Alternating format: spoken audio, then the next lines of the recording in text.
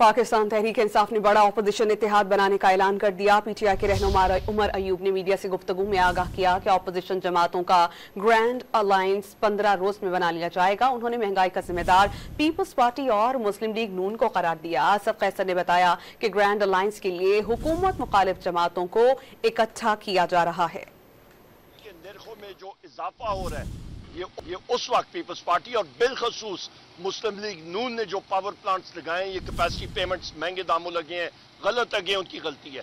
फौज के दरमियान और अवाम के दरमियान मुस्लिम लीग नून ये लोग अपना फासला बढ़ा रहे हैं। वजह क्योंकि उन्होंने उनके मकासद जो है वो करप्शन है। उन्होंने अपने एनआरओ लेके ये लोग आए। जो अलायंसेस हम बना रहे हैं इंशाल्लाह आइंदा 15 दिन के अंदर हम कोशिश कर रहे हैं कि इसको एक बड़ा ग्रैंड अलायंस बनाए और इसमें हम तमाम उन पॉलिटिकल पार्टीज को साथ मिलाएं जो पॉलिटिकल पार्टीज इस वक्त इस रजीम के खिलाफ आवाज उठा रही है। वो बलूचिस्तान के हो, वो सिंध के हो, वो खैबर पख्तूनख्वा के हो, वो पंजाब के हो, वहाँ जहाँ से हो।